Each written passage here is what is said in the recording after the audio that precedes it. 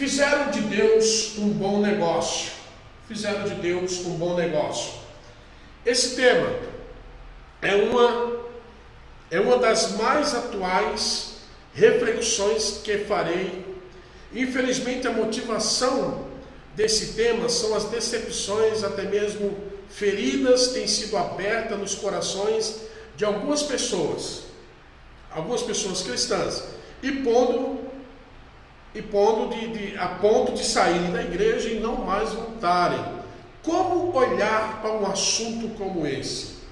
E eu não quero aqui, não é a minha intenção causar polêmica. Eu não vim aqui para me destacar com polêmica. Eu não quero fazer uma polêmica religiosa.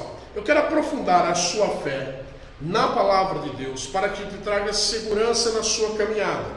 À luz da palavra de Deus, olharemos para esse tema. Esse tema é muito atual. Não dá para não olhar para esse tema.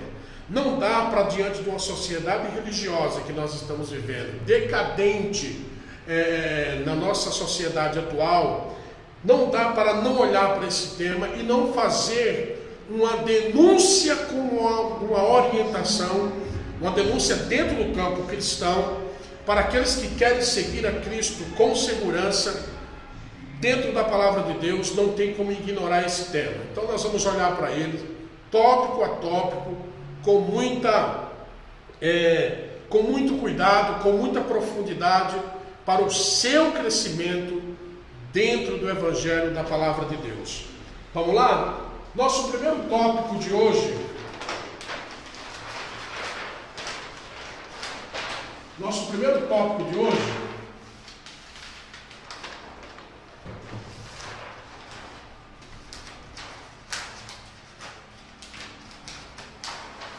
É uma pergunta. Nosso primeiro tópico de hoje é uma pergunta. Qual a pergunta que iniciamos essa mensagem, essa aula de hoje? Pergunta: quando Deus começa a ser um negócio? Quando Deus começa a ser um negócio? Na letra A, nós vamos encontrar a seguinte resposta: quando a sua palavra é negociada. Quando a sua palavra é negociada. Tome nota disso aqui, isso é muito importante. Quando a sua palavra é negociada. Agora a questão surge uma outra pergunta nessa resposta. Quando que a palavra de Deus é negociada? Quando que a palavra de Deus é negociada? Se nós vivemos num mundo social de superação, de sobrevivência, isso não fica fora da igreja. A igreja também, mesmo sendo um organismo vivo, a igreja é uma organização. Então ela precisa do seu sustento, da sua sobrevivência, também da forma financeira, também na forma negociadora, podemos usar esse termo. Agora, como viver de uma forma financeira e não negociar a palavra de Deus? É isso que as pessoas muitas das vezes não entendem. Por não entender, permita-me repetir, voltamos ao tema inicial.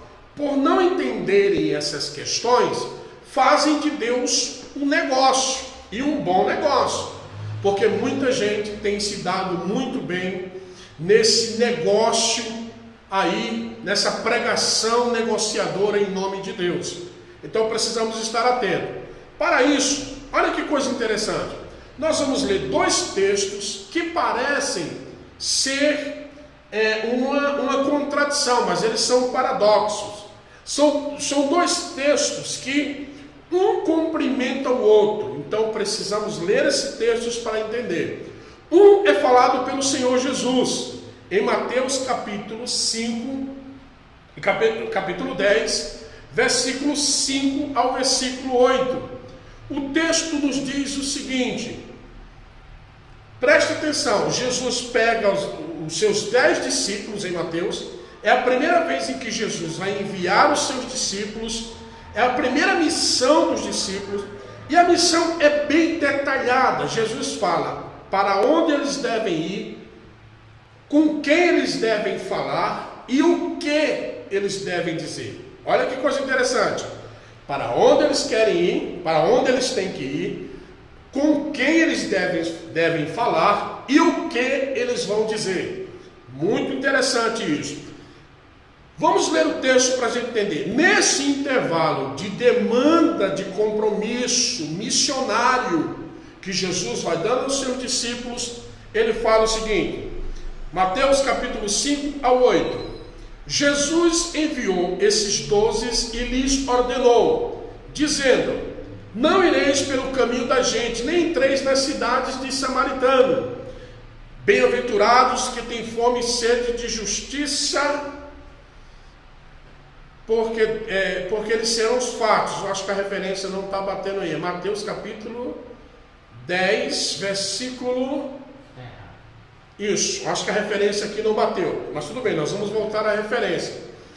A importância da referência é porque é a primeira missão dos discípulos. É a primeira vez em que os discípulos vão serem enviados para uma missão. E a missão é a pregação do Evangelho. Preste atenção, a missão é a pregação do Evangelho. Por isso que é importante nós olharmos para essa referência, olharmos para esse texto e entendermos que texto e o que está dizendo. Agora acertamos aqui a referência. É ao vivo, gente. Vamos lá. Mateus 10 e 5. Vamos lá. Jesus enviou, já li para vocês. Vou ler novamente. Vamos do começo. Não temos nenhuma pressa quanto a isso. Vamos ler novamente. Jesus enviou esses 12 e lhes ordenou, dizendo, não ireis pelo caminho da gente, nem entreis nas cidades de samaritanos, mas ide antes as ovelhas perdidas da casa de Israel, e indo pregai dizendo, é chegado o reino dos céus, curai os enfermos, limpai os leprosos, ressuscitai os mortos, expulsai os demônios, de graça recebeste, de graça dai. De graça recebesse, de graça dai. Essa é a determinação de Jesus. O que é que Jesus está dizendo? Você vai receber de graça. O que é que Jesus deu aos discípulos? Versículo de número 6 do capítulo 10 de Mateus. O que é que... Isso, versículo 6. O que é que Jesus deu aos discípulos? Ele fala assim, ó. Ide as ovelhas perdidas de Israel. Esse é o povo que você tem que ir. E pregai dizendo, é chegado o reino dos céus. Essa é a mensagem que tem que pregar. E curai os enfermos, limpar os leprosos, ressuscitar os mortos, expulsar os demônios. Isso são os milagres, a autoridade que Jesus deu a eles, para eles fazer maravilhas em nome de Jesus. Depois que fazer maravilha, lembre-se, aí o versículo fecha, Jesus fala assim, de graça recebestes. Recebestes o quê? A autoridade de pregar o Evangelho, ir à pessoa certa e fazer a maravilha.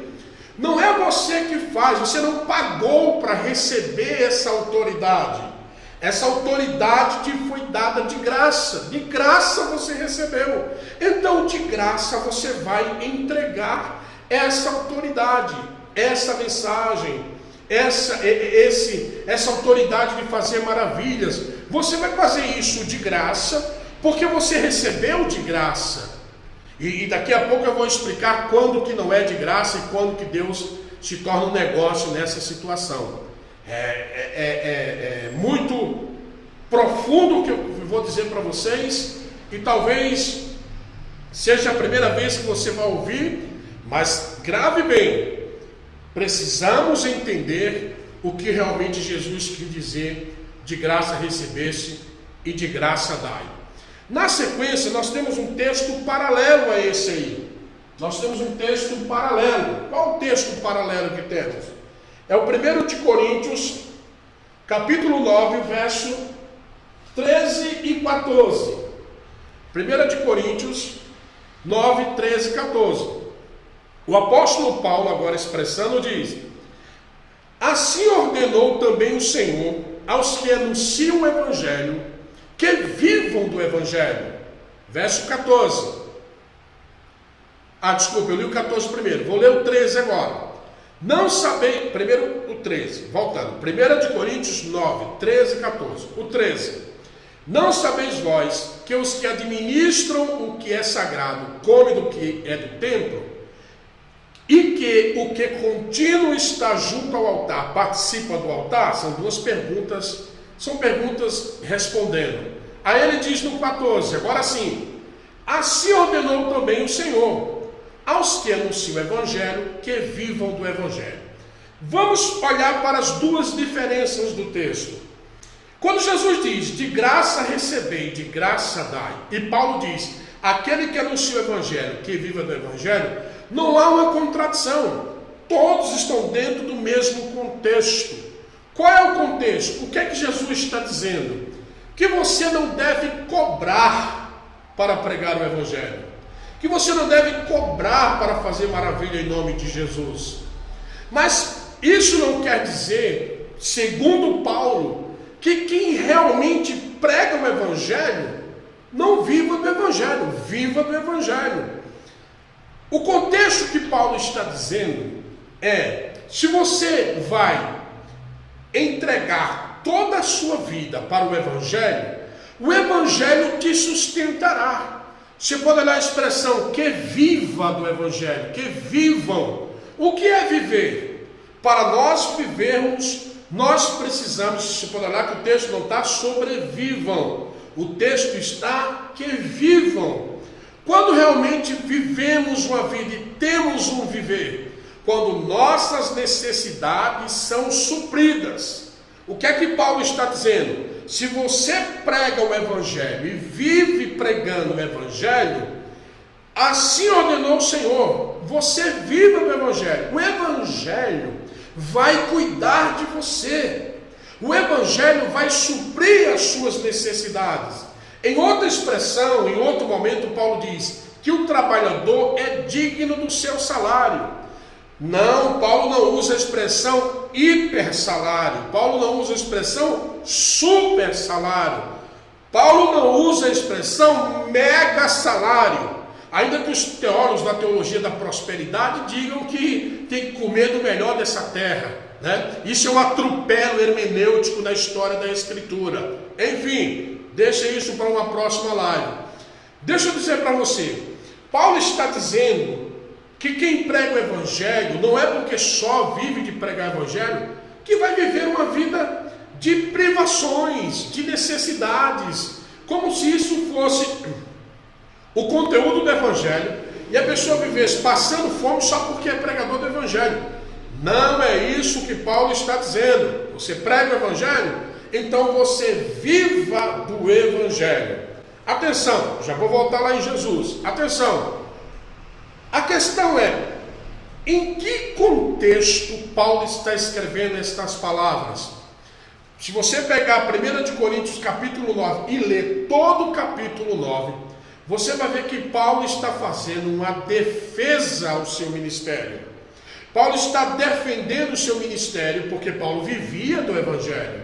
Paulo trabalhava só para o Evangelho, anunciava a vida de Paulo. Depois que ele encontra com Jesus, é anunciar o Evangelho, é transmitir a palavra de Deus. Paulo viveu, acho que 10 anos trabalhando com tendas, porque foi 10 anos de preparação. Se converteu 10 anos depois que ele aparece na história do cristianismo, com as igrejas gentílicas, e é só você ler a história lá que você vai encontrar a história do cristianismo ali em Atos dos Apóstolos, em outras fontes confiáveis, que você vai entender o ministério de Paulo. Mas deixa eu dizer para você, Paulo está defendendo o seu ministério, porque a igreja de Coríntios não queria sustentá-lo e murmurava do ministério do apóstolo, murmurava porque as igrejas ajudavam e supriam a necessidade de Paulo. Paulo está dizendo, é para isso que existe o Evangelho. No versículo 13 ele fala assim, olha, se lá fora, nos incrédulos, eles têm administração. Lá no Antigo Testamento, quem administrava o templo comia do que era sagrado. Como que eu não vou ser mantido pelo Evangelho? Aí ele ensina: quem anuncia o Evangelho, viva do Evangelho. Esse mesmo Paulo diz em Romanos: o Evangelho é uma fonte de lucro com entendimento. De lucro com entendimento. E nós vamos ver no decorrer da nossa live, nossa mensagem aqui, nossa aula, que há um desentendimento muito grande nessa questão da negociação em nome de Deus. E Paulo está dizendo entendimento. Vamos voltar aqui. Lembra de Jesus? Quando ele diz assim: dá de graça o que de graça tu recebeste. Deixa eu fazer aqui uma metáfora com você. Deixa eu fazer aqui um exemplo para você. Se eu for pregar uma igreja, e nessa igreja, depois da pregação, um pastor, ou seja, quem esteja na liderança dessa igreja, um grupo, enfim, vier entregar para mim uma oferta ou um valor em dinheiro, seja qual for o valor em dinheiro, sem eu ter pedido nada para eles, nem mandado nenhuma indireta, eu fui de forma voluntária pregar lá. E essa pessoa ou essa denominação ajudar o meu ministério, eu não estou cobrando para pregar o Evangelho. Eu estou de acordo com o que Jesus falou: de graça recebesse e de graça dai. Agora, preste atenção. No momento em que eu sou convidado a pregar ou ministrar em qualquer igreja, e eu coloco o meu preço em cima da mensagem, aí eu estou cobrando para pregar o Evangelho. E muitas pessoas banalizam tanto.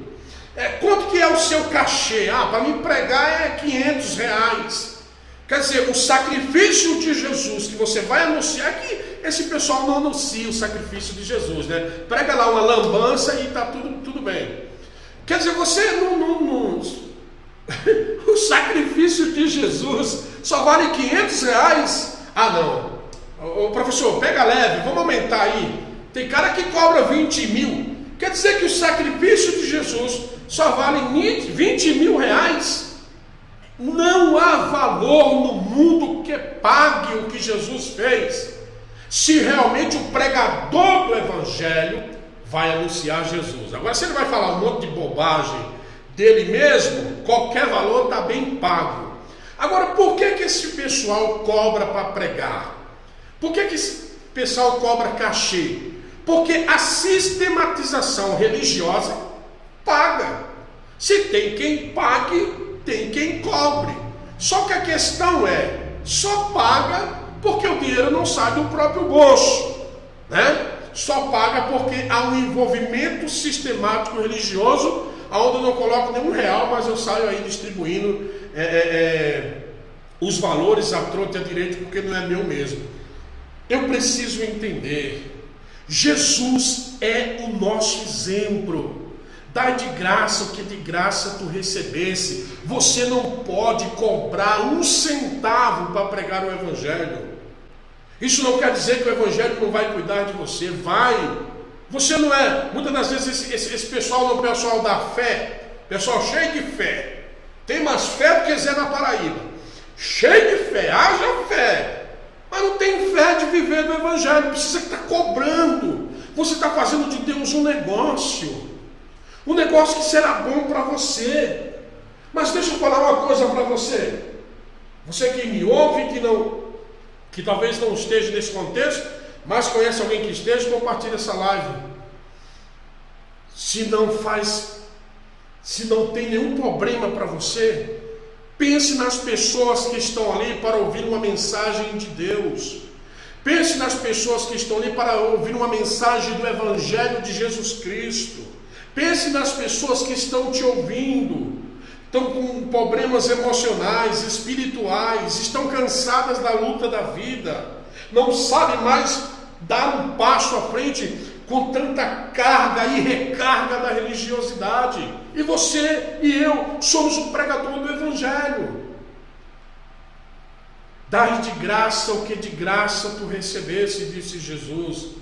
Eu estou te dando essa autoridade de graça, então dá de graça. Na medida em que você cobra um cachê, seja ele qual for o valor, da medida que um pregador ou pregadora cobra um cachê para pregar, seja qual for o valor, você está cobrando para pregar o Evangelho. Você está cobrando. Se você vive do Evangelho, acredite no que o apóstolo Paulo disse: o Evangelho vai cuidar de você. Precisamos estar atentos para essa questão, porque senão vamos fazer de Deus, e muitas pessoas estão fazendo um bom negócio para eles mesmos. Tá ok? Vamos lá. Letra B. Quando Deus começa a ser um negócio, quando o principal assunto da igreja, fica atento, quando o principal assunto da igreja é dinheiro. Letra C. Quando a comunhão da igreja é barganhada. Já vou explicar isso aqui. Quando que Deus se torna um negócio? Quando a sua palavra é negociada com os pregadores, já falei, com os falsos pregadores. Quando o principal assunto de uma igreja é dinheiro. E quando a comunhão dos irmãos, a comunhão com Deus, tá? Essa comunhão aqui é com Deus, atenção. Quando a comunhão com Deus é barganhada. Quando a igreja só fala em dinheiro, projetos para ter dinheiro, para entrar em dinheiro, para ganhar dinheiro. Minha gente, eu não estou aqui com radicalidade. Eu não estou aqui pregando o evangelho masoquista. Eu não estou aqui pregando o evangelho em que as paredes têm que estar caindo, tem que ter reboco. Não é nada disso. Eu não estou aqui com ignorância. Eu sei que a igreja, eu vou usar o termo evangélica, né, para você entender o que eu estou falando. Eu sei que a igreja evangélica, ela não tem nenhum apoio de instituições. Eu sei que uma igreja evangélica, estou falando da evangélica porque é do nosso quintal, do nosso campo. Eu sei que é sustentada pelas donações de ofertas do pessoal, dos seus membros, seguidores. Eu sei disso. Mas isso não dá liberdade de uma liderança de uma igreja, de uma instituição, estar focando o seu ensinamento ou doutrina em dinheiro. Está focando o seu ensinamento em doutrina em recursos humanos, prometendo uma coisa que está totalmente fora, eticamente, do que é seguir o Evangelho de Jesus Cristo. Isso para mim é um negócio, porque a ovelha deixa de ser ovelha e se torna um cliente. E quando se torna um cliente, a ovelha que tem mais é o cliente VIP. É o cliente VIP, é aquele que ninguém toca, ninguém repreende, ninguém pode nem aconselhar, porque senão perde o dízimo do cara, porque ele é o VIP. No Evangelho não tem VIP, meu querido. Você pode ganhar o tanto que você ganhar. Você é tanto igual quanto que ganha muito menos que você. No Evangelho não tem VIP, não tem cadeira VIP, não tem lugar VIP. Mas quando a comunidade, o seu interesse é dinheiro, Deus se torna para essa igreja um bom negócio, que é o negócio da fé. Letra C. Quando a comunhão é barganhada. Quando que a comunhão é barganhada? Pessoal, a gente tem que dar dinheiro para Deus, porque senão Deus não faz nada por nós. Que Deus é esse que não faz nada por nós? Que nós temos que comprar a sua comunhão. Eu tenho que entregar algo na casa de Deus financeiramente de uma forma ofertante. A palavra oferta já está dizendo, de ofertar, de entregar, de forma voluntária. É uma voluntariedade. Eu não posso barganhar o amor de Deus. Nem eu nem ninguém pode barganhar a comunhão com Deus. Não pode barganhar o que Deus fez em João 3,16. Não pode barganhar quando Ele pendurou Jesus na cruz para perdoar os nossos pecados. Não é pelo que eu deposito no gasofilastro, ou salva, hoje tem vários mecanismos de contribuir para uma comunidade, para uma igreja. Não é a forma que eu contribuo que vai manter, aumentar, vai dizer, vai ditar o nível da minha comunhão com Deus. Se isso é pregado, isso é negociação em nome de Deus. E tem ferido muitas pessoas. Tem pessoas que não querem pôr o pé na igreja, porque ela deu tanto dinheiro para a igreja, ela deu tanto dinheiro para Deus que quando foi descobrir não era para Deus. Deus não pegou nem um centavo, porque Deus não precisa de dinheiro dos homens. Deus precisa da obediência dos homens, do respeito dos homens. Precisa entre aspas, porque Deus sem o homem continua sendo Deus. Ele é Deus soberano sobre todas as coisas, amém. Mas Deus é um Deus relacional. Então no seu atributo relacional, na sua forma relacional, o que Deus quer do homem, eu falo quer, não precisa. O que Deus quer do homem é gratidão, obediência, reconhecimento, amor, adoração, de uma forma voluntária. Se o dinheiro é para a igreja, isso deve ser expressado. Mas você vai em cultos por aí que não parece culto, parece que você está num banco, ou numa feira, ou no mercadão. Porque o assunto é, aqui é mais barato, se você investir aqui, você recebe ali. Não, deixa eu repetir, não coloque palavras na minha boca. Eu não estou sendo aqui ignorante, que o cristão não tem que ter orientação conforme a sua vida financeira. Lógico que tem que ter. Ainda que muitas pessoas achem que eu sou ignorante, mas isso eu não sou. Eu tenho entendimento das coisas. Eu sei como é que a coisa funciona. Eu estou falando em questão de extorquir a fé. De dizer, se você não dá tanto, você não tem comunhão com Deus. A minha fé não pode ser medida pelo tamanho da minha moeda. A minha fé não pode ser medida pelo tamanho do pacotinho que está no meu bolso, ou na minha conta, ou no meu envelope. A minha comunhão com Deus e a sua e a de todos chama-se graça, bondade, amor de Deus. Então quando você vê esses dois pontos, essa live é para você, vai chegar em você, você vai me ouvir, eu estou te orientando. Quando você vê esses três pontos, pregadores que só pregam por dinheiro, igreja que só fala de dinheiro, e onde a tua comunhão vale tanto quanto você ganha, Deus está sendo um negócio aí.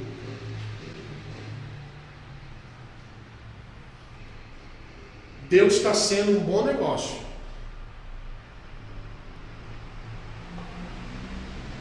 Deus está sendo um bom negócio. Agora, para quem? Quem está fazendo de Deus um bom negócio? Tópico 2.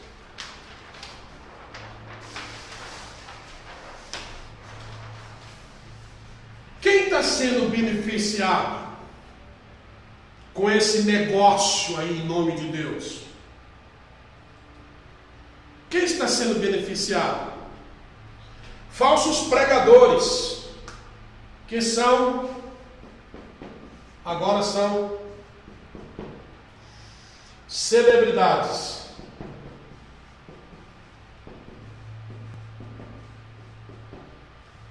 Falsos pastores, que agora são, na verdade,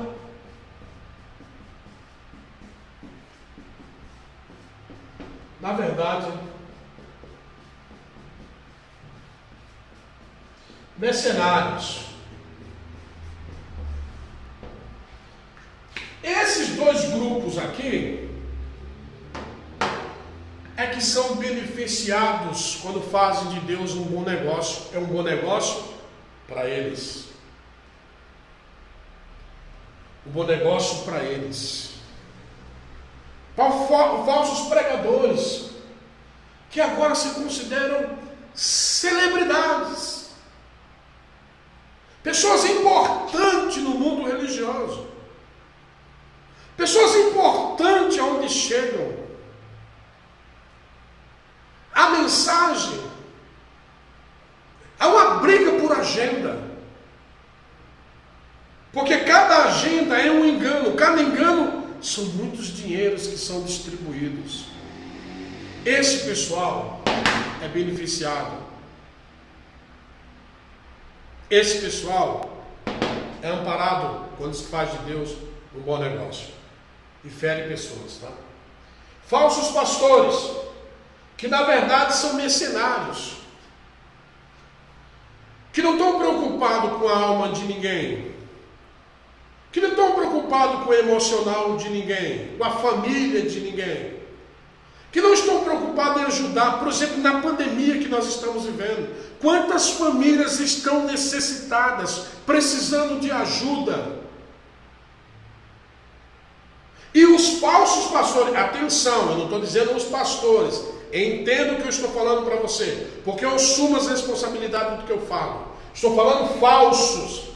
Se eu estou falando dos falsos, logicamente existem os verdadeiros pastores. Se eu estou falando de falsos pregadores, logicamente existem os verdadeiros pregadores. Os falsos pastores, eu chamo de pastor para identificar, mas na verdade são mercenários. Eu chamo de pregadores para identificar, mas na verdade são celebridades. Esse pessoal tem se beneficiado porque fizeram de Deus um bom negócio. Precisamos estar atentos à luz das Escrituras. O nosso país é fraco de bibliologia. A igreja evangélica brasileira é fraca de bibliologia, a maioria delas. Não se pesquisa, não se vê contextualização, não tem uma hermenêutica. Não podemos viver uma vida dotada de emoções quando o que está em risco é nossa vida psicológica, emocional, familiar, em séries. Precisamos estar atentos ao que é que está sendo dito, falado, ensinado, conduzido, para que eu não possa entrar nesse esquema de negócio chamado pregação negociadora, administração negociadora, em nome de Deus. Vamos para o tópico 3. Essas pessoas são beneficiadas.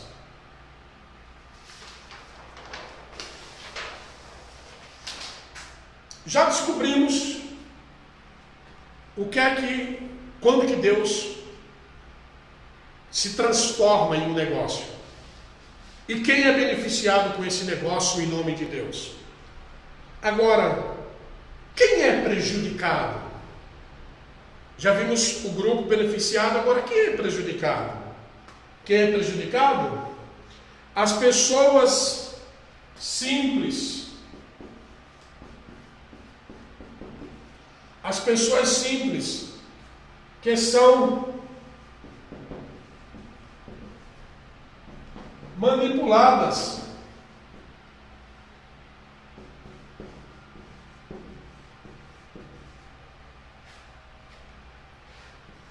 com falsas promessas.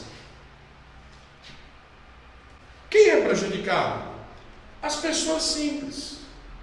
Atenção, estou falando simples não no sentido diminutivo, diminuindo classe social, diminuindo posição ou profissão de ninguém. Não é isso. É simples na questão do entendimento bíblico. É simples no sentido do conhecimento da Escritura. E que está ali de boa fé. Mas é manipulada de uma forma tão espetacular em nome de Deus, que são prejudicadas quando os mercenários olham para a pessoa e vê nela não uma ovelha, mas um novo cliente. As pessoas de boa índole e fé verdadeira, mais prejudicada ou prejudicada? As pessoas de boa índole e de fé verdadeira, que gostam. Essas pessoas de boa índole e fé verdadeira, elas gostam, elas gostam de contribuir.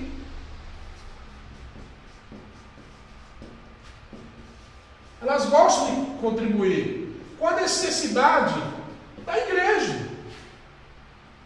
Essas pessoas de uma fé verdadeira, de uma boa índole, elas sabem que está numa comunidade, numa igreja, e que precisa contribuir, e que precisa ajudar. Precisa ajudar, precisa somar. E muitas das vezes estão sendo enganadas, porque estão fazendo de Deus um bom negócio. Precisamos estar atentos.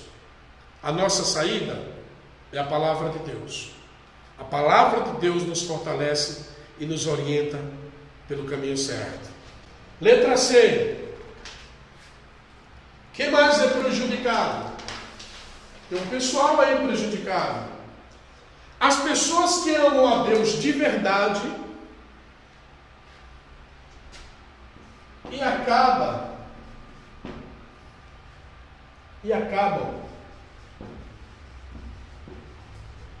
sendo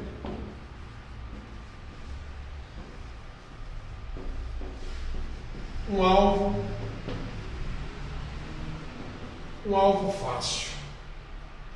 As pessoas que amam a Deus de verdade, essas pessoas, elas acabam sendo um alvo fácil. Para quem? Para essa turma do negócio, em nome de Deus. Para esses pregadores célebres. Para esses mercenários célebres. Eu costumo dizer, e vou falar aqui, se você me acompanhar, me seguir no Instagram, no YouTube, no Telegram, nós vamos nos relacionar mais próximo, interaja conosco. Eu costumo dizer, você sabe por que tanta bobagem é falada em nome da Bíblia? Com a Bíblia aberta e a bobagem sendo falada? Porque não existem direitos autorais, né? Teologicamente, o autor da Bíblia é Deus. O assunto da Bíblia é Jesus. O intérprete da Bíblia é o Espírito Santo. Então, a pessoa pega e acha que está com domínio da Escritura. Meu querido, não é o que eu quero, minha querida, não é o que eu quero. É o que a Escritura está dizendo. Então, se você cobra R$50 para pregar, é o valor da sua mensagem. E você está cobrando para pregar. Mas você pode ganhar valores superiores a esse, sem cobrar um centavo. Deixa o Evangelho cuidar de você.